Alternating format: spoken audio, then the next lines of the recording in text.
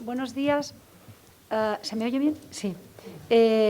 Bueno, muchísimas gracias al Consejo Escolar, a los consejos escolares por haberme invitado a moderar esta mesa, que bueno, pues es un placer y es un honor, la verdad, todo lo que sea contribuir a analizar, yo no sé si es el nuevo paradigma o redescubrir o prestigiar o represtigiar, pero lo que está claro es que es la oportunidad de la FP y quienes trabajamos en FP lo sabemos y estamos dispuestos a sumar todas nuestras fuerzas. Yo, si me permiten, les cuento una vivencia que es que la tengo tan fresca. Ayer por la tarde compartía mesa con dos personas de centros integrados de Asturias. Yo dirijo uno de los 8 centros integrados. Ayer estábamos 3 en una mesa, invitados por la Universidad de Oviedo, para hablar, era desde luego la primera vez que me llamaban a mí, para hablar de la formación profesional como una oportunidad de innovación, ¿no? Eran 160 chicos y chicas que estaban haciendo el máster de profesorado porque han terminado su grado y quieren ser profes, ¿no? Antes de intervenir, yo les pregunté cuántos de ellos habían considerado la posibilidad de trabajar en formación profesional, de ser profe en formación profesional, y de los 160 que estaban allí se levantaron, no llegaron a 10 brazos, ¿no? Nos quedamos un poco arrugadillas, las 3. Pero después de nuestras intervenciones en las que nos empleamos a fondo para explicar que la FP también es una oportunidad profesional para quien quiere ser un profe motivado, ¿no? Y desde luego es una oportunidad para la innovación, porque FP e innovación es lo mismo, está clarísimo, ¿no? Entonces, al final es verdad que se acercaron un grupo bastante numeroso de alumnos a preguntarnos cosillas y, bueno, salimos más emocionadas, ¿no? Y, desde luego, salimos con la convicción de que la FP necesita acción y necesita comunicar la acción, ¿no? Y hay que ser obstinados en la acción y en comunicar esa acción, ¿no? Por eso, qué bien que los consejos escolares, el Consejo Escolar del Estado y los consejos escolares territoriales, pues nos hemos empleado en esto, y qué bien que Asturias acoja esta jornada después de la de Valencia, ¿no? Y estupendo, que encantada de compartir mesa con estas 5 personas. Bueno, son 4 porque hay una que no ha podido estar, que además es un exalumno que tiene una empresa y por razones de trabajo no puede estar, o sea que suena bien eso, en todo caso. Son las 5 personas que a su vez van a abrir los grupos de trabajo. Con su intervención van a sugerir las líneas por las que pueden ir los grupos de trabajo, que luego por la tarde acabarán resumiéndonos un poco sus propuestas, ¿no? Para que la jornada sea una jornada muy productiva, que seguro que lo será. Me acompañan Eva Ledo, Miguel Cubillas no puede estar, Pablo García, Laura Gutiérrez, Andrés Álvarez, que van a dar un enfoque desde diferentes ángulos, el ángulo de la administración, del profesorado, de las empresas. Bueno, estaba el ángulo del exalumno que, como hemos dicho, no puede estar. Les iré dando paso para que nos vayan compartiendo sus reflexiones, y si cabe la posibilidad, al final pues haremos una pequeña reflexión conjunta. Voy a empezar, si te parece bien, Eva, si te parece bien, voy a empezar por ti. Eva Ledo es inspectora coordinadora de la Consejería de Educación y va a abordar, bueno, va a hablar alrededor de la idea de prestigiar la formación profesional. Bueno, pues que muchas gracias por la invitación. Y que es un placer para mí estar aquí. Antes de empezar con lo que os vengo a comentar, deciros eso. Bueno, lo que me han encargado es comentar un poquito cómo veo la posibilidad de prestigiar la formación profesional, o la FP. Pensando un poquito en ello, pues empiezas a buscar ideas y empiezas a mirar un poquito lo que hay por ahí por la red. Y aparte que ya lo sabía, enseguida te encuentras pues con estudios y con títulos que ya hablaban del prestigio de la FP en el año 2000. En el año 2012 seguíamos hablando de ello y hoy seguimos hablando de ello. Entonces, bueno, eso nos da un poco que pensar, ¿no? Porque realmente llevamos hablando de prestigiar de la FP desde hace casi 25 años. Y la pregunta es, ¿no consideramos que está prestigiada? Yo considero que sí. Vamos a ver lo que tenemos delante. ¿Cuál es nuestra FP? La FP del 2021 Es una formación profesional que aboga por la cohesión social, que quizá es una de las mejores herramientas que tenemos para la inclusión y para la cohesión social. En ella tenemos un sistema educativo, participando de la FP, y un sistema de empleo, participando de la misma formación profesional, con otro enfoque. Tenemos títulos que van desde titulaciones a las que puedes acceder sin ningún título de base, alumnado que no tiene ningún título, serían los ciclos de formación profesional básica. Tenemos los títulos a los que accedes desde la ESO y títulos a los que accedes desde bachiller. Incluso se puede ir accediendo de uno a otro según vas titulando en cada uno.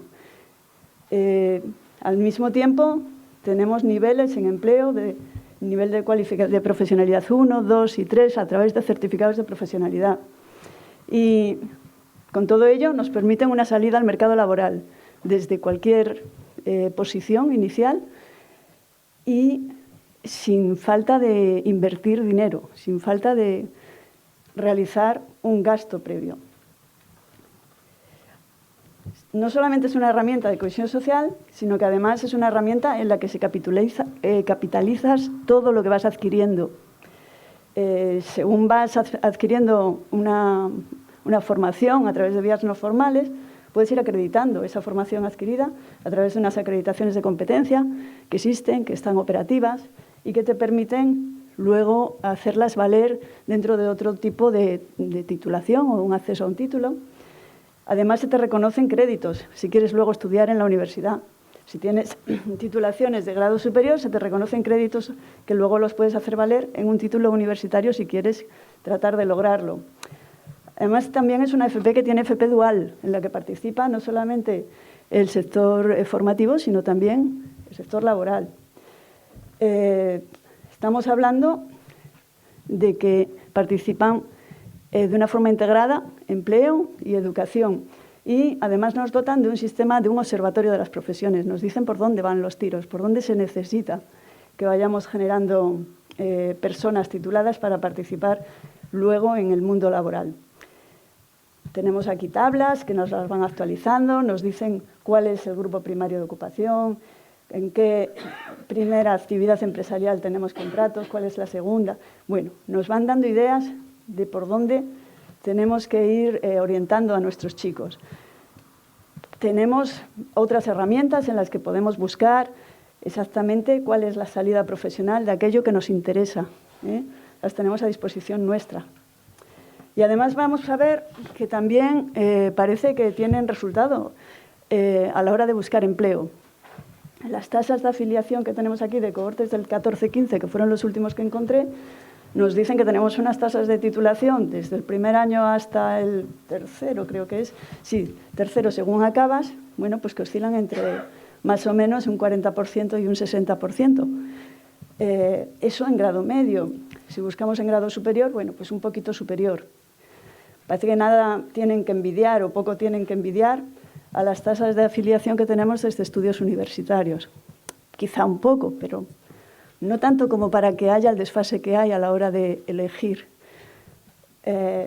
una salida profesional o una primera salida profesional, ¿no? Bien, entonces tenemos una FP de prestigio. Bueno, pues en el 16, incluso más tarde, 16, 17, 18, se hablaba ya de un cambio. Se hablaba ya de que íbamos por buen camino y de que se estaba consiguiendo el prestigio que se buscaba en la formación profesional. Lo veíamos en titulares, hablaban de la FP del País Vasco, que nos han contado, FP de distintas comunidades. Y veíamos también que la tasa bruta de escolarización, o vemos también que la tasa bruta de escolarización actual, pues va adquiriendo unos porcentajes si relacionamos bachiller con grado medio, que no están nada mal. La tasa bruta de escolarización del curso 19-20 en Asturias de bachiller estaba por el 77,4% y el 37,4% en cuanto a ciclos de grado medio. Si nos ponemos a mirar las enseñanzas de FP en el 19-20, en el total de alumnado matriculado, tenemos en grado superior cerca de 500.000 alumnos. Si nos ponemos a mirar las tasas de 19-20, hablo del total en España, tenemos en grados universitarios pues 1.309.000. Si relacionamos los datos también de la formación profesional nuestra, de nuestra comunidad autónoma, con las que hay a nivel estatal, tenemos que el alumnado de formación profesional en Asturias, estamos hablando de 18.594 alumnos, frente a 17.000 que tenemos en grados en Asturias en el mismo curso. Estamos hablando de tasas de escolarización. No es en el mismo curso, perdonar, pero no encontré la universitaria del 2021. Localicé esta, bueno, quizá hay un pequeño desfase, pero bueno, tampoco puede ser tan significativo. Si nos fijamos en los ciclos de grado superior, que realmente es lo que podríamos tratar de establecer una relación, pues no está tan lejos, ¿no? Con estos números podemos decir, jolín, estamos consiguiendo ya un gran avance, estamos yendo por muy buen camino. Sin embargo, aún viendo esa evolución, viendo la evolución de la matrícula, viendo que desde el 14 al 15, desde el 14-15 hasta el 19-20 hemos avanzado bastante, que la evolución del alumnado matriculado desde el 10 hasta el 20 pues casi se ha doblado, vemos que igual no estamos en el camino que se necesita, ¿eh? Estamos hablando de que la población activa por niveles de cualificación actualmente en el 21 se sitúa, veis las escalas en azul, en niveles intermedios, en un 25% de necesidad de titulados, y que se espera que para el 2025 haya que doblarla. Y parece ser que no estamos preparados para poder dotar al mundo laboral de esas personas, de esa cualificación. En el 2025 se está esperando, se prevé que se necesite un 50% de personal cualificado en un nivel medio y bajar mucho el nivel de cualificación bajo y también el alto. No estamos sacando al mercado estas personas con estas titulaciones. Y además, estamos bastante por debajo de cómo lo hacen en otros sitios en Europa. Con lo cual, pues nos dicen, oye, hay que prestigiar esto. Y volvemos a estar en que hay que prestigiar la FP. Y de ello estamos hablando en septiembre del 21, salen editoriales en las que nos dicen que la FP carece del prestigio que tienen las universidades. Y nos duele. ¿No? A mí, por lo menos, pues me parece que no es justa esa frase, ¿no? Entonces, si nos ponemos a pensar, a ver, bueno, y bien, ¿qué hacemos? Nos encontramos con titulares, aquí hay uno de noviembre del 17, otro de febrero del 21, en las que nos hablan de la formación profesional de nuestros vecinos, que hemos estado hoy escuchando hablar sobre ella, de primera mano, y nos la ponen de ejemplo. La ponen de ejemplo tanto a nivel europeo como, por supuesto, a nivel estatal, a nivel español. Y vemos que la clave la tienen en la colaboración. Hablan de colaboración. Luego, tenemos que estar unidos. Si no estamos unidos, si no estamos todas las partes involucradas caminando hacia el mismo sitio, va a ser difícil conseguir todavía una mayor visibilidad y alcanzar las cifras que se nos están pidiendo que alcancemos en cuanto a personas tituladas de las cualificaciones que se necesitan o que se prevé que se van a necesitar. Nos ponemos a analizarnos a nosotros y vemos que la tasa neta de acceso a ciclos en el 19 y 20 pues se parece mucho a la del País Vasco. Luego hay que sacar un poco de pecho. Sin embargo, si nos ponemos a mirar la evolución de la tasa de afiliación media en 3 años en grados medios y en grados superiores en Asturias, estamos bastante más bajo de lo que están otras comunidades. Luego, nos toca pensar si lo estamos haciendo bien, ¿no? Y ahí es donde tenemos que mirar. Bien, yo creo que la FP tiene un prestigio importante. Los que trabajamos en ella y los que vivimos de cerca la FP sabemos que tiene unas grandes ventajas y que tiene unas virtudes muy interesantes, pero igual resulta que no lo sabemos trasladar o que no sabemos hacerlo llegar a todos. Yo me preguntaba, si tenemos la oferta que se necesita. Tenemos un observatorio de las ocupaciones que nos está diciendo hacia dónde hay que tirar. No sé si tenemos la oferta que se necesita, igual tenemos que pensarlo. Si las instalaciones son las que tenemos que tener. Si tenemos un nicho empresarial donde cursar la FCT o una FP dual. Si conseguimos hacer llegar al alumnado objetivo toda esta información, si se valora, si nosotros, los que estamos aquí trabajando en ello, valoramos realmente la FP y consideramos que es una enseñanza de prestigio, ¿y las familias? Aquí hay un par de vídeos muy cortitos, que no quiero yo alargarme ni mucho menos, que yo encontré por la red, que a mí me preocuparon un poco. Y dije, vale, dejo bachiller y al año que viene estudio o no sé qué. No, es que dejo bachiller, es que no tengo ni idea de lo que hacer con mi vida, ni qué estudiar, ni si voy a estudiar, si me voy a meter a trabajar, es que no tengo ni idea de nada. Estaba perdida en la vida. ¿Qué hice con mi vida después de dejar bachiller? Fue un mojón. Mis días básicamente eran levantarme por la mañana, mi madre me dejaba una lista de tareas del hogar, tareas de casa para hacer, en plan limpiar los baños, barrer la cocina, barrer el salón, limpiar los cristales, bueno, cosas así. Me dejaba cada día pues unas cosas. Claro, la casa estaba reluciente, pero yo estaba que tenía la vida de una señora jubilada de 70 años, sinceramente. Me aburría un montón, me sentía súper sola, porque es que claro, todo el mundo con, pues ¿qué años tendría? 17 años, en primero de bachiller se tiene 17 años. Todo el mundo iba a clase, se relacionaba con gente de clase y, no sé, hablabas con la gente de los exámenes, de cosas, o sea, es lo más normal, ir a clase cuando tienes 17 años. Después de hacer las tareas del hogar, me dedicaba a estudiar y a hacer un poco deberes de inglés porque iba a una academia 1 o 2 horas por la tarde para sacarme el B2 de inglés, porque claro, algo tenía que hacer, algo tenía que estudiar, no iba a estar ahí. Y yo estaba en mi casa, aburrida de la vida, y cogí el estudiar con unas ganas.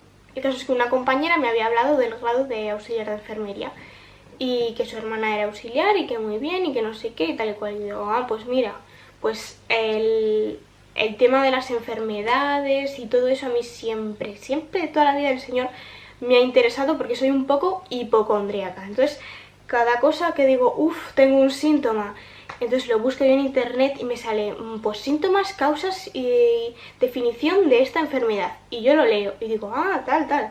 Entonces, claro, se me van quedando cosillas y así toda mi vida, porque yo soy así. Entonces dije, pues qué guay, no sé qué, voy a echar la solicitud, tal y cual. Al año siguiente me metí al grado medio, que es que esto es un tema, lo de los grados, que no se habla suficiente en los institutos. Yo no sé ahora mismo si se hablará más o menos, pero cuando yo estaba haciendo la ESO, es que no se hablaba de los grados, o sea, ese gran desconocido. ¿Qué es eso? Yo no tenía de verdad ni idea de que podía estudiar esto en vez de bachiller o que luego había un grado superior. Es que yo no tenía ni idea. Y si me lo han explicado una vez, igual ha sido una vez en mi vida y yo tenía la mente en babia. Cuando hice auxiliar de enfermería, súper bien, buenas notas, muy contenta, las prácticas genial. Y cuando estaba en las prácticas dije, me encantaría ser enfermera.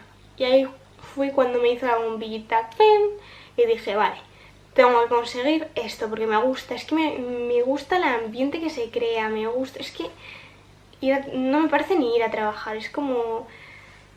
Me parece tan guay, tan emocionante, cada día una nueva cosa, cambian los pacientes o se va uno, viene otro. Es que me encanta ese ambiente. No sé, me parece súper guay y me encantaría, de verdad. Así que nada, dije, pues voy a por ello. Y nada, estoy en el camino, o sea, no penséis que he abandonado, no. Estoy en el camino, ya me queda poco para llegar, ya solo me queda 1 año y acceder a la carrera. Que antes me quedaban como 4 años, pero ya me queda menos, ya poco a poco voy alcanzando el sueño. Así que nada, pues esa fue mi historia de por qué dejé bachiller. Con esto no quiero decir... ¡Hala!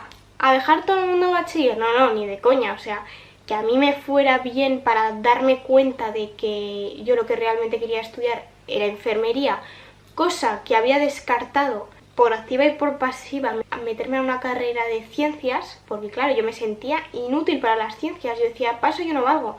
Mentira, aunque toda la vida hayáis ido por letras, aunque toda la vida os haya encantado dibujar, o viceversa, que es que todos valemos para todo, de verdad. Si tú te lo propones, lo puedes conseguir, que no es que eso de decir, no, es que yo soy de ciencias, no, es que yo soy de letras, no, tú eres de lo que te propongas, así de claro te lo digo. Lo que yo quería ir era a que tienen que venir 2 youtubers a contarles a su generación que hay algo más que bachiller. Y salen las dos, son dos vídeos de YouTube que encontré, como había muchos más, salen las dos diciéndonos, hay otra enseñanza que no es el bachiller y que está muy bien, que a mí me ha dado la vida. Y entonces a mí eso me preocupa. Algo hay que no funciona bien cuando no llegamos a la población que tenemos que llegar, en algunos casos, o al menos así lo creen, que resulta que salen a contárselo a los suyos, escuchar, que tenéis a la FP y que funciona, que a mí me ha salvado. Entonces, bueno, yo quería dejarlo ahí, sin más. Y además os propongo un reto, no sé si se va a poder, no sé si se ve muy bien. Pretendo que con el móvil accedáis a ese QR y que contestéis lo que corresponda que contestéis. Hay unas preguntas para la empresa, para las personas de la empresa, hay otras preguntas para personas de centros educativos, otras para la administración y otras para un sector que se considere que pueda hablar de los estudiantes porque es familia directa de estudiantes o porque es estudiante. No sé si podéis.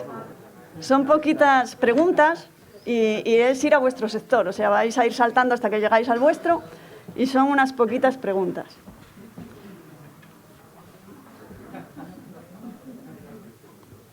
Yo de estas preguntas me atrevo casi a deducir qué es lo que va a salir. La idea era luego poner el gráfico que resulte de ahí. Y del gráfico que yo entiendo que va a resultar de ahí, porque las preguntas que vais a ver va a ser pues vuestra percepción, ¿no? Yo pienso que va a salir que todos tenemos retos por delante, porque si somos empresa hay una serie de cosas que igual podemos llegar a hacer y que no nos habíamos planteado o que no veíamos que pudiéramos tener al alcance. Nosotros tenemos una FP en la que puede participar de una manera colaboradora muy integrada la parte empresarial. De hecho, participa. Tenemos la FCT y tenemos posibilidades de una FP dual en la que la empresa puede formar. Además, en las directrices que ellos ven que tienen que formar, en una parte, desde el prisma que la norma le deja, a este alumnado, incluso dejar su impronta dentro del sistema educativo, porque tiene una relación directa con los tutores de FCT, con el alumnado, y ellos vuelven al centro y cuentan cosas, y se va reorientando en la dirección adecuada. Igual hay algo ahí que se puede hacer por encima de lo que se está haciendo. Y yo le establezco aquí como pautas a la administración también. Le digo, como administración, ¿estamos dando la oferta que tenemos que dar? ¿Tenemos actualizados nuestros equipamientos? Igual no podemos, pero igual podemos encontrar cauces en otro lado con la empresa o con... Perdonar, si porque yo ya acabo. Sí, no, sí. Es que si quieres lo retomamos al final, sí. Porque si ya están contestando, que les veo como muy aplicados contestando, pues al final retomamos te conectas con los resultados y a lo mejor puedes enlazar con esto que estás comentando. Venga. Entonces, vamos a darle paso a Pablo García, que es vicepresidente de la Federación Asturiana de Empresarios y presidente de la Asociación de Jóvenes Empresarios de Asturias, que va a reflexionar alrededor de la empleabilidad y los sectores emergentes. Pablo. Bueno, ¿se me escucha? Sí, bueno. Buenos días a todos. En primer lugar, agradecer al Consejo Escolar la invitación a la Federación Asturiana de Empresarios, la invitación a escuchar aquello que tiene que decir el mundo de la empresa en todo esto y felicitarles por la temática elegida para esta jornada, ¿no? Que es redescubriendo la formación profesional, educar para el futuro. Intentaré, puesto que seguro que no soy capaz de ser brillante, intentaré ser breve. Aparte, el tiempo apremia. De alguna manera, la temática de mi exposición es empleabilidad y sectores emergentes. Me voy a centrar más en la primera parte, empleabilidad, ¿no? Sectores emergentes, creo que, como bien decía Cueli hoy, vivimos en la sociedad de la información. Tecleando en Google, creo que es fácil tener mucha información al respecto, ¿no? En cuanto a empleos emergentes, pues simplemente ayer, un poco cacharreando, pues salía el estudio de LinkedIn 2021, empleos emergentes, especialista en inteligencia artificial, desarrollo de Salesforce, especialista en Customer Service, especialista en ciberseguridad, ingeniero de robótica. Bueno. También ayer, de actualidad, se presentó CaixaBank Research, un estudio en este caso del Principado de Asturias, donde hablaba de sectores emergentes en empleabilidad, ¿no? Y bueno, por desglosar un poco el resumen: TIC, sociosanitario, agroalimentario, turismo, industria, energías renovables. En definitiva, creo que esto hoy os va a aportar poco valor. Me quiero centrar, como bien decía, en la primera parte, empleabilidad. Y mi ánimo es polemizar. Creo que al final, bueno, creo que eso es la mejor manera de poder generar reflexiones, generar conciencia e intentar llegar a continuación a consensos, ¿no? En primer lugar, voy a intentar, de alguna manera, de forma deslavazada y con ideas un poco anárquicas, describir la tormenta perfecta a la que nos enfrentamos las empresas y el mercado laboral hoy en día, ¿no? La primera de ellas, indudablemente, es las empresas no encontramos profesionales y, como sociedad, tenemos unos índices de desempleo que no nos podemos permitir. Mi primera pregunta al respecto, mi primera reflexión es si en España es necesario trabajar para vivir. Lo dejo ahí. Y a continuación me gustaría también hacer una reflexión en torno a cuál es realmente el desempleo estructural que tenemos en este país. Los libros de economía pues, te dirían que un desempleo estructural en una sociedad avanzada puede estar en torno al 5%, 6%, 4%, sería lo suyo. Bueno, ¿cuál es el desempleo estructural real de este país hoy en día? 3 de cada 4 puestos de trabajo que se generarán en los próximos años son por sustitución, ¿vale? En contra de lo que a veces creemos, ¿no? De que evidentemente, efectivamente, nos tenemos que preparar para educar a los más jóvenes en empleos que ni tan siquiera hoy en día somos capaces de visibilizar. Pero la realidad es esta, que 3 de cada 4 puestos de trabajo serán por sustitución. Todo esto en un contexto de población envejecida y baja natalidad. Oportunidad o debilidad. Estoy leyendo recientemente un libro de Mauro Guillén, 2030, Viajando hacia el fin del mundo, tal cual lo conocemos, un libro al cual recomiendo. Y precisamente, una de las variables que él pone encima de la mesa es precisamente la oportunidad de la natalidad para nuevos mundos, como en este caso es África y el futuro que tiene África, y cómo se trasladará el centro del mundo hacia allí, y Europa pues se quedará cada vez más rezagada, ¿no? ¿Tenemos que atraer gente de fuera? Es otro de los debates que evidentemente hoy en día se hace en la parte empresarial. Si tenemos que traer gente de fuera, porque indudablemente tenemos una sociedad envejecida y con una natalidad muy baja, ¿cómo, cuándo y dónde los formamos? La última EPA, encuesta de población activa, nos dice que el empleo que más se está generando es de baja o media cualificación, lo cual es una tendencia clara a futuro. De ahí que tenga toda la lógica del mundo prestigiar la formación profesional. Prestigiar la formación profesional en un mundo competitivo en el que China, por ejemplo, nosotros estamos hablando aquí hoy de prestigiar la formación profesional, y China, ¿cómo daría respuesta a un reto como el que tiene España? Pues simplemente limitaría las plazas. Diría, oiga, mire, yo quiero que tanta gente estudie ciclos medios o ciclos medios, y cogería y diría directamente a la universidad solo pasan el 20% de los alumnos. Y no hay opción. O sea, no es una elección, es simplemente una limitación de plazas. Con esto, insisto, mi ánimo es polemizar, ¿vale? Pero también que contextualizar en el mundo en el que nos movemos y las soluciones que tenemos que intentar dar nosotros respecto a las soluciones que dan otros con los que competimos.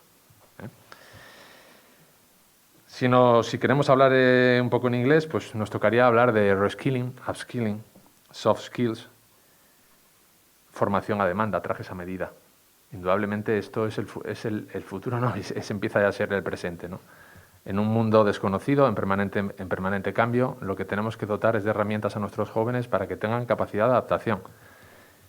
los currículos tal cual están concebidos hoy en día, no sé si responden precisamente del todo a esa necesidad.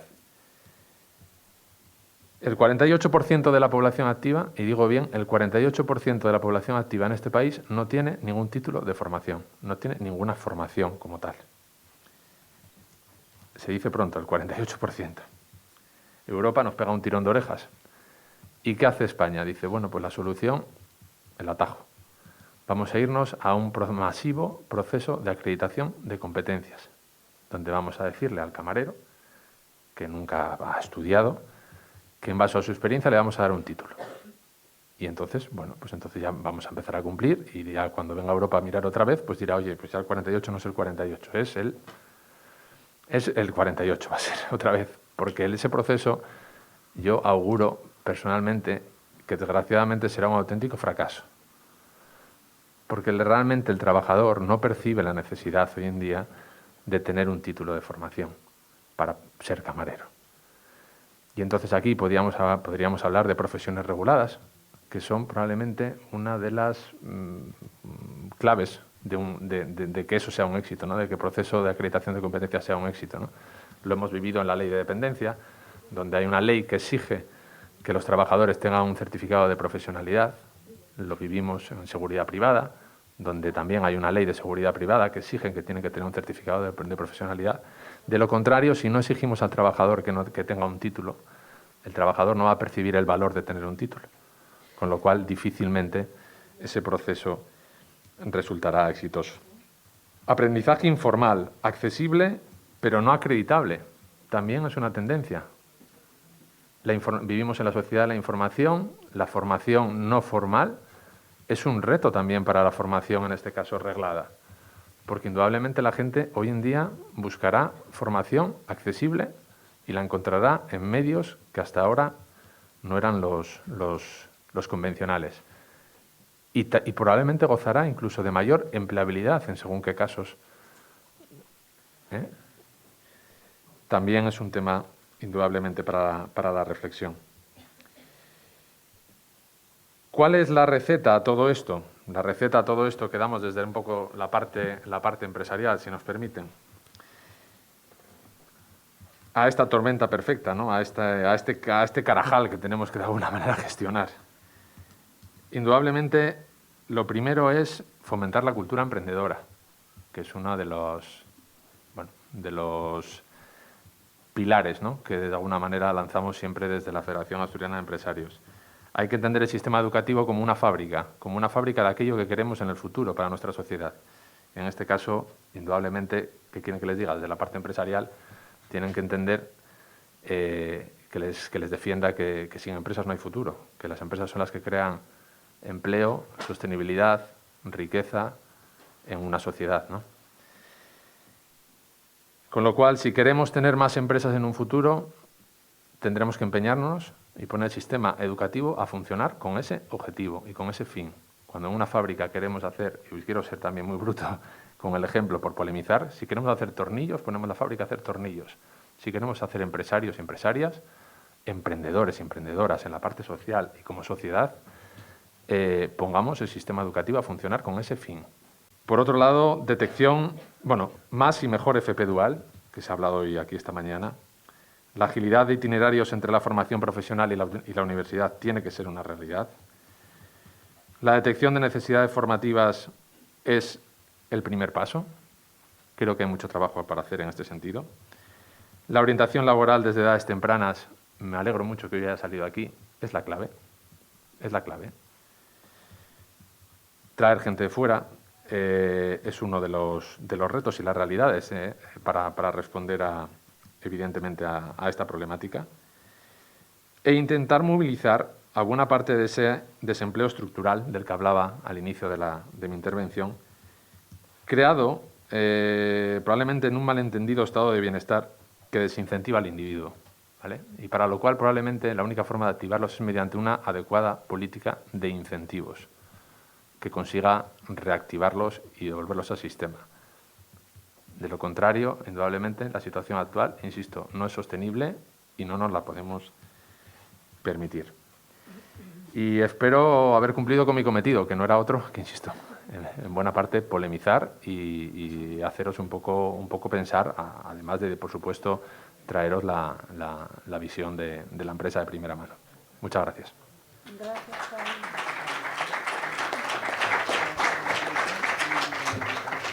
Gracias, Pablo. Y ahora tiene la palabra Laura Gutiérrez, que es directora de la Escuela de Arte de Oviedo y que va a reflexionar alrededor de la economía naranja. Buenos días a todas y todos y muchas gracias por la invitación. Bueno, yo voy a hacer una intervención con un punto un poco más filosófico y a ver qué os parece. A ver, hoy hablamos de educación, de futuro, de integración, de equidad, de sostenibilidad. En definitiva, de indicadores necesarios para elaborar los cimientos de una sociedad plural y responsable.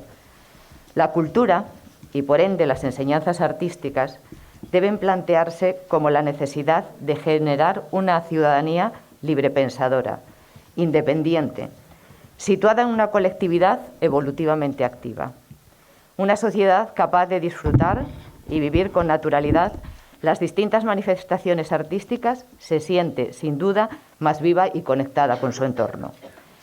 Estos parámetros están imbricados de manera indisoluble en el ADN de la formación, cuyo campo de acción son las disciplinas artísticas.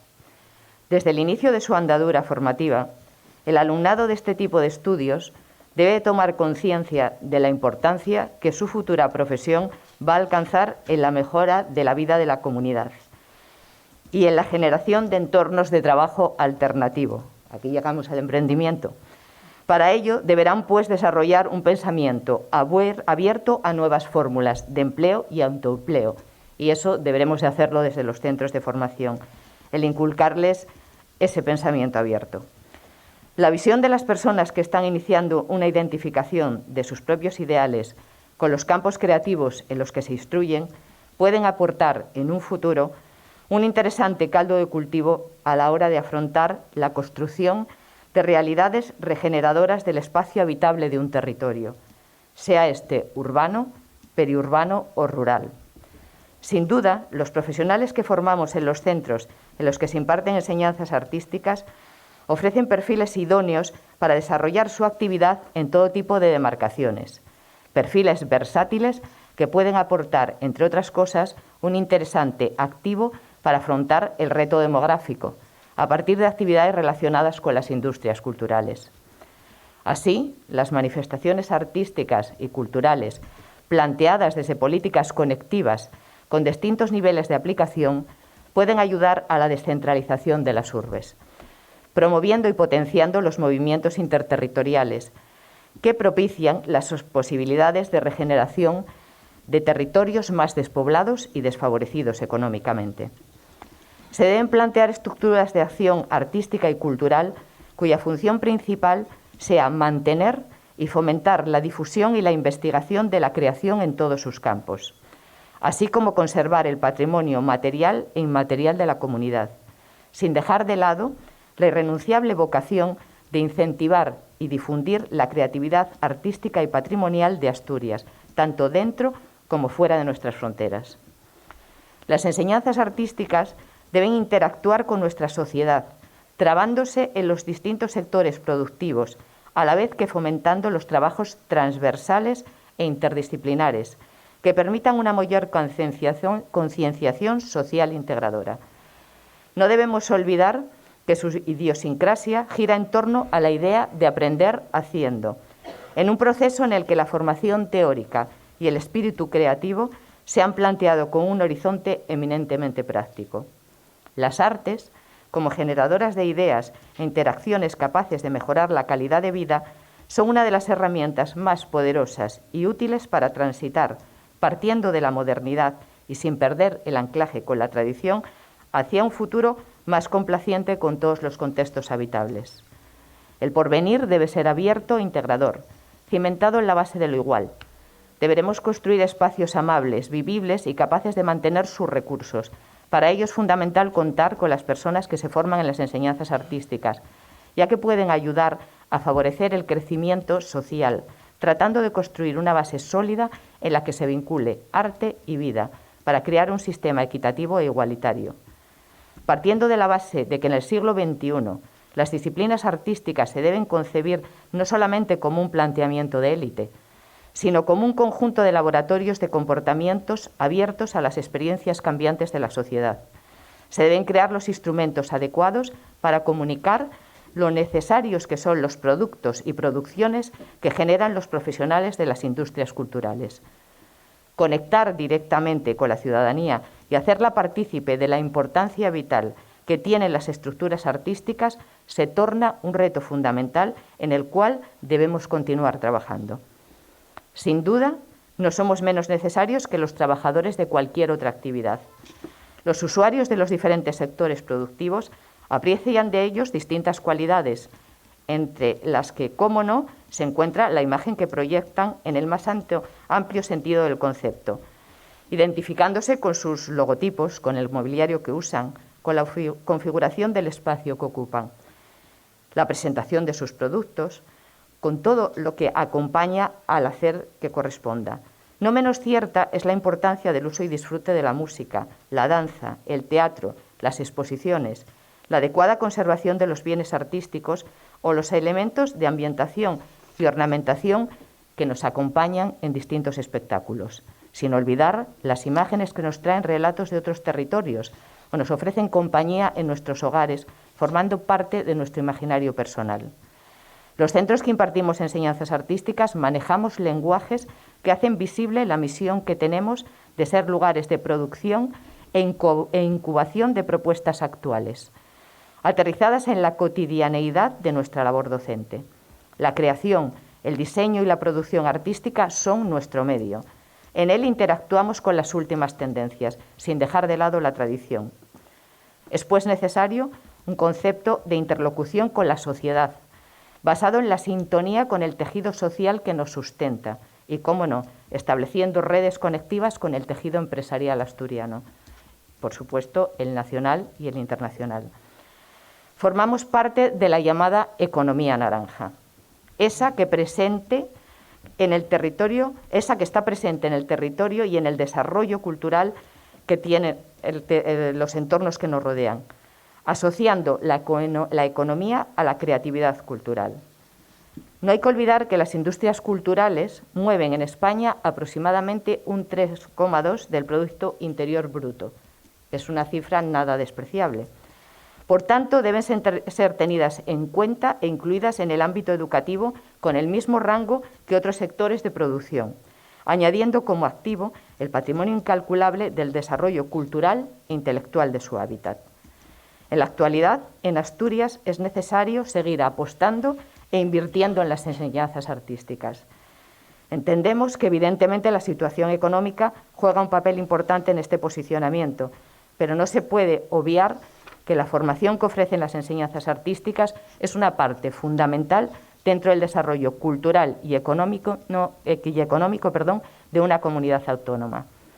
En estos momentos es del todo necesario, entre otras cosas, potenciar y promover una actualización legislativa específica para estas enseñanzas. El actual funcionamiento, dependiendo de legislaciones que en muchos casos le son ajenas, no facilita impartir una enseñanza de calidad integrada en las prácticas culturales y los circuitos empresariales. La conexión de estas enseñanzas con la realidad actual de las industrias culturales es imprescindible para el desarrollo de estos estudios basados en la excelencia. Hasta aquí la visión que os quiero plantear.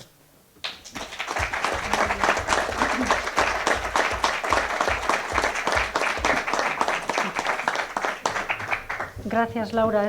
Qué aportaciones tan sugerentes para los grupos de trabajo posteriores que se van a crear. Y, por último, Andrés Álvarez Rodríguez, que es representante de la Federación de Asociaciones de Padres de Alumnos de Asturias, Miguel Virgós, que reflexionará alrededor de la idea del despoblamiento rural y sus alternativas. En primer lugar, agradecer a la Federación el apoyo que nos ha dado.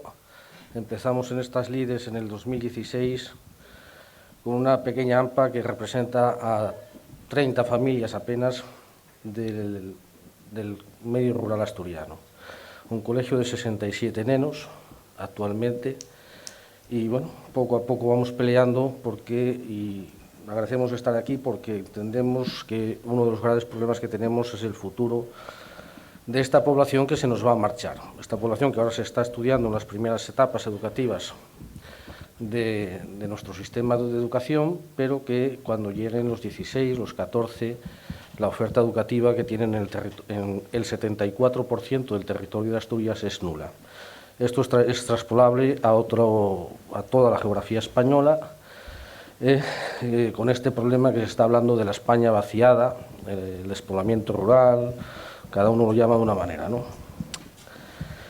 Entonces quiero decir que estoy aquí como padre y en representación de muchos otros, y creo que agradecer también la posibilidad de hablar. Yo, más que como experto, creo que voy a actuar como padre y como habitante del medio rural en una opción que creo que fue elegida por mi familia, y igual que otros optan por otras opciones como la vida urbana o el vivir en una urbanización semiurbana en el entorno o un barrio, ¿no? Me gustaría comenzar con una cita de dos profesores de la Universidad de la UNED que llevan años trabajando sobre estos temas del despoblamiento, y voy a intentar hacerlo en dos partes. Una primera, hablar de despoblamiento, y ya al final coger el segundo título que me han puesto en esto de las actuaciones o líneas que pretendemos ya más de cara a enfrentar el grupo de trabajo. La cita sería la siguiente: reflexionar sobre la despoblación requiere, en primer lugar, reconocer previamente que una parte del problema tiene que ver con las miradas urbanas a lo rural, con el sentimiento de pérdida, con la búsqueda de vínculos comunitarios, de regresos a lo natural y de recreaciones patrimoniales. Efectivamente, hay una España vacía, apenas poblada, pero también hay una memoria urbana del despoblamiento sufrido durante la modernización que se acerca a lo rural desde ese punto de vista. Conviene embridar esa mirada y acercarse al problema de la despoblación a través del análisis de la realidad que está en la base, la de las comunidades rurales en la actualidad.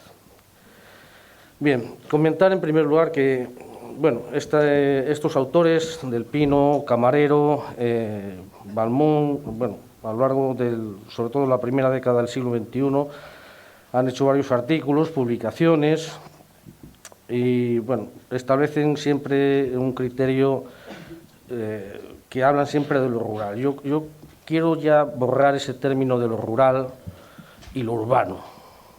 Actualmente, en ese otro 74% que está fuera del ANCA, que aquí en Asturias se habla del ANCA, el 26% del territorio de Asturias es la geografía, ese 74% tiene el mismo derecho a prosperar que el resto, que ese otro 26%, ¿no? Entonces, esa mayor parte del territorio, el problema que tiene no es rural.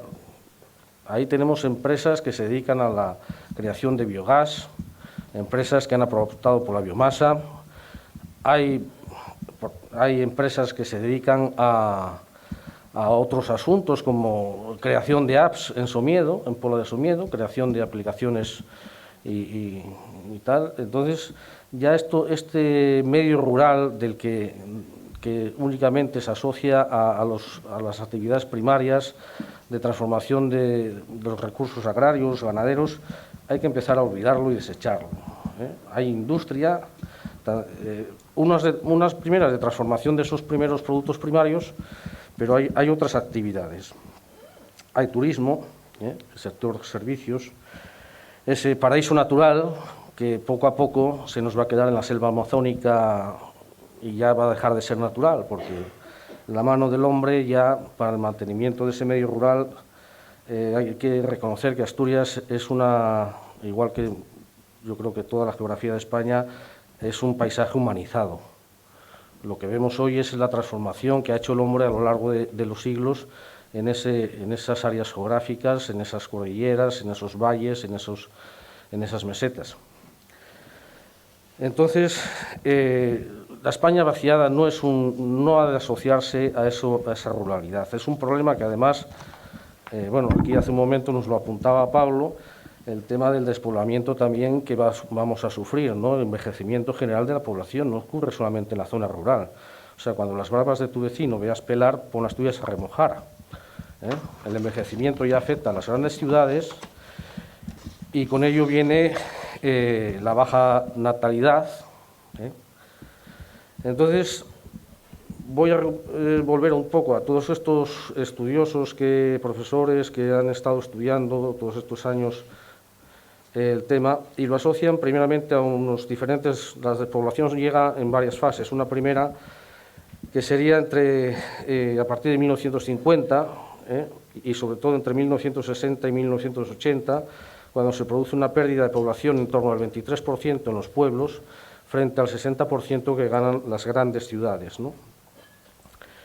Después tenemos la parte de la posguerra, con los exiliados tras la guerra. Después tenemos la migración a las colonias y antiguos territorios de ultramar, a comienzos de siglo, y cuyo último ejemplo es la Guinea Ecuatorial. Y por último, en los años 80 y 90, pues las poblaciones de menos de 2.000 habitantes ceden parte de su población a poblaciones de más de 5.000 habitantes. Estos movimientos poblacionales obedecen a diferentes criterios que producen una serie de desequilibrios que serían, en primer lugar, un envejecimiento, que esto ya lo estamos viendo también en la pirámide poblacional general, una masculinización, y esta masculinización, un índice de masculinidad en las zonas rurales es mayor por el tema de que la excesiva carga de la mujer en el medio rural, se encarga de las labores de la casa, ayuda en el campo, tiene una excesiva carga de trabajo. Entonces siempre la migración de las mujeres fue como una búsqueda, una salida hacia algo mejor. Entonces hay mayor migración de mujeres que de hombres, con lo cual queda ese índice de mayor número de hombres en el medio rural que la mujer. En segundo lugar, y como consecuencia de estos tres fenómenos, envejecimiento, masculinización y desigualdad de género, está el desequilibrio generacional que se produce y, por lo tanto, el desequilibrio demográfico. El desequilibrio generacional porque lo que se produce es que queda una población que va a ir siendo más envejecida cada vez, el relevo generacional no se produce, en parte porque no hay la posibilidad de creación de familias. Al irse las mujeres hay un exceso, hay muchos hombres solteros en el medio rural, encontramos más hombres solteros en el medio rural que en ámbitos urbanos. Entonces no se generan esos núcleos familiares que darían esa continuidad poblacional y después, por lo tanto, se origina ese desequilibrio demográfico. Disminuye muchísimo la natalidad y aumentan las defunciones. Esto además tiene una consecuencia también que nos lleva a plantear a estos que han estado estudiando todos estos temas y de los que vamos aprendiendo cosas, a enfocar el tema de las actuaciones en dos frentes. Uno, la igualdad de género. Para volver a repoblar, para volver a tal, hay que intentar que las condiciones entre mujeres y hombres se equiparen. Esto, como digo, ya siguen. Yo creo que este es el error que ellos siguen manteniendo, que están viendo siempre el medio rural como ese medio rural, con mayúsculas, que vive del agrario, ¿no? El medio rural actual yo creo que tiene más de ámbito de servicios, tiene más de gente que vive en el medio rural y se desplaza a la ciudad o a los polígonos a trabajar, hay otros comportamientos. Y después sería esa igualdad de género y la dependencia. La dependencia que tiene dos cosas, dos frentes. En los estudios vamos a encontrar siempre la dependencia de las personas mayores de esa población de 45, 30, 40, 50 años, 35 años a los 50, que se ha quedado y que es la que se hace responsable, digamos, de sus mayores. Pero también tiene la consecuencia de que los núcleos familiares que se han formado van a tener también que atender a la infancia. Y esto es algo que se olvida. La dependencia en el medio rural es tanto de los mayores como de nuestros hijos, ¿no? ¿Por qué? Esta dependencia es debida a las infraestructuras. gran parte del territorio. Eso de los 30 minutos a una autopista que hablaban en Europa está aún sin cumplirse desde el año 86 que entramos en la Comunidad Económica Europea. El tema de los servicios. Se ha ido quitando servicios a la población rural. A medida que desciende población, vamos retirando servicios, no se mantienen. El tema de la movilidad. No hay transporte público, no hay líneas públicas, la movilidad es siempre por vehículo propio, con los consecuentes gastos. El tema de la conectividad. Yo actualmente en mi casa tengo una ADSL de 1 mega. Y estamos en el siglo XXI, en un país europeo, etcétera, etcétera, etcétera. Pero en un pueblo de Tineo la conectividad a día del siglo XXI es 1 mega. Entonces, claro, es difícil. Entonces, aquí las actuaciones que creo que deberíamos enfocar serían varias, ¿no? Primero, incentivos por el tema para, en primer lugar, frenar el despoblamiento, mediante incentivos que atraigan a nuevos pobladores o conseguir que los que están se queden. Actividades económicas, migración, son importantes, pero yo creo, y todos los que he podido leer hasta ahora, todos lo tratan, ¿no? Y cada uno propone sus soluciones. Pero realmente hay un tema que nadie aborda, y es que el medio rural, vamos a seguir llamándolo así, sigue teniendo cierta natalidad. Algunas familias vivimos allí, y esos niños, acabados los 16 años, tienen que desplazarse a estudiar, porque no se les da una oferta educativa, ni de FP, ni de universidad, ni de otra índole. Entonces, el problema es que se van a estudiar a la ciudad y ya lo difícil será que vuelvan. Entonces, ese sería el primer paso, yo creo que para abordar, y creo que este es el lugar adecuado para empezar a hablar de ello. Quizás la formación profesional, básicamente, y en colaboración con las industrias que ahora empiezan en el medio rural y se implantan, yo creo que puede dar lugar a un gran paso para ese problema que se está viendo en la gestión, porque no nos olvidemos que hay que gestionarlo. Es un medio que está humanizado, no se conserva por sí solo. Entonces, aquí vemos además, hoy comentaba la consejera, ¿no?, la creación de un nuevo centro de FP, y yo voy también un poco a polemizar, tanto con las intervenciones anteriores como con las que se han hecho recientemente en esta mesa.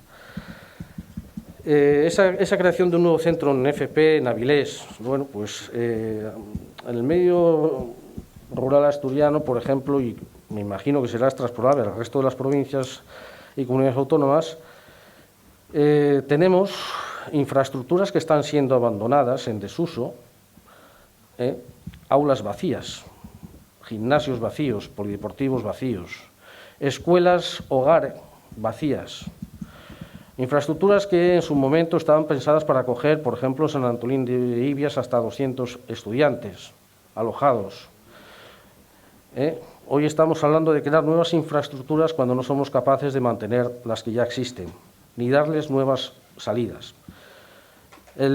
La movilidad de estudiantes de la zona rural a los centros de Avilés, Langreo, Gijón u Oviedo, que son los principales centros de formación profesional aquí en el Principado de Asturias, puede ser también desde esas ciudades a una zona como Cangas en la Arcea, una escuela hogar, y eso genera una actividad en torno a ello, además con titulaciones relacionadas, por ejemplo, con la enología, donde hay un sector vinícola surgiente que está tomando bastante fuerza y, sin embargo, pues no hay la formación de enólogo. Se echa en falta también la gestión de bomberos forestales, los ciclos del agua, energías renovables. Pues yo creo que esos centros, esas infraestructuras que están creadas, yo creo que hay que buscarles una salida y no abandonarlas, olvidarnos de ellas y que ahí queden como esqueletos, ¿no? Eso enlazaría con lo que Laura decía un momento hace un momento en lo que se refiere a la conservación del patrimonio. No hay que pensar solamente en los grandes monasterios, y ahora me puedo ir al Monasterio Real de Obona, ¿no? Camino de Santiago, un monasterio que está cayéndose, y nadie le encuentra un uso. Pero bien. Sí, pero es interesantísimo lo que estás comentando y yo lo que os invito es a que estas reflexiones continúen en los grupos de trabajo, que seguro que de ahí van a salir propuestas interesantísimas a juzgar por las preguntas tan abiertas que han dejado nuestros ponentes. No sé, Mar, si nos dejas que un minuto para que voy a preguntarle a Eva si la encuesta que ha hecho entre los participantes podemos tener acceso a ello. Bueno, yo os lo canto, sí. Ha habido 21 personas que han participado en la encuesta, he echado un ojo y creo que estamos sobre 50 en el público. De esas 21, nada más que una persona representa o está aquí por parte del sector empresarial de las que han hecho la encuesta, 10 por parte de la Administración, 7 como personal docente o como equipo directivo de un centro docente y hay 5 que han contestado como estudiantes o familiares de estudiantes. De esos 5 que han contestado como estudiantes o familiares de estudiantes, la percepción es bastante, bueno, hay de todo. Hay una respuesta que no es unánime hacia el sí o hacia el no en las preguntas que hago. Pero realmente lo que se ve es que sí se escucha. Estos estudiantes han escuchado muchas veces la idea de FP después de que hayas visto que no puedes estudiar en la universidad. Esa es una idea que el 100% de las respuestas han escuchado. Los estudios de FP son para aquellos que no son buenos estudiantes, con lo cual es una idea un poquito frustrante si estás estudiando la FP con vocación, con motivación y porque crees que es lo que tienes que hacer, ¿no? Sí que reconocen una enseñanza de calidad en aquellos centros en los que han ido, o un sí rotundo o parcialmente. Algunos carecen de datos de los que contestaban. ¿Entienden que son buenos profesionales? Sí, o parcialmente, y que les puede proporcionar un estudio una salida profesional de calidad. Con lo cual es una buena respuesta de cara a los estudiantes. Sin embargo, entienden que los estudios de FP, el porcentaje más alto es que no cuentan con el reconocimiento social que deberían contar. Eso dicen los estudiantes.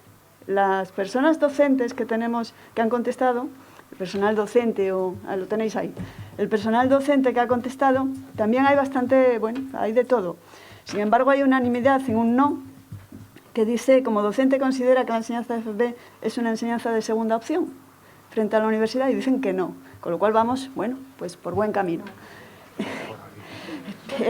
Y nada, los gráficos los tenéis aquí, los vais a tener a vuestra disposición porque los vamos a también compartir en la webinar que hagamos y demás. Y lo que se ve en el tema de la empresa, que aquí sí quería comentar, aunque fuera un poquito, es, bueno, es nada más que es una persona la que han contestado, con lo cual no es representativo en absoluto. Pero, bueno, esta persona o de la empresa vale. Esta persona que ha contestado, aunque no sea representativo, sí que vemos, bueno, pues que se trata de una empresa que sí participa y colabora. De todas maneras, aunque participa y colabora, también ve que, bueno, que no contesta ni que sí ni que no, sino parcialmente, a la idea de, bueno, yo participaría siempre que puedas contar con una subvención. Y dice, bueno, parcialmente. Dice, ¿participarías retribuyendo desde el primer día a aquellos estudiantes que acoges? Parcialmente. Bueno, yo creo que de aquí salen por lo menos cuestiones sobre las que reflexionar muy claras. Y ideas que yo creo que habría que, bueno, tratar de trabajar para todos los sectores. Todos tenemos mucho que hacer. El objetivo de la mesa que era lanzar las ideas que luego se van a ir abordando y analizando en los grupos de trabajo. Así que aquí terminamos, ¿no? Y continuamos después. Gracias.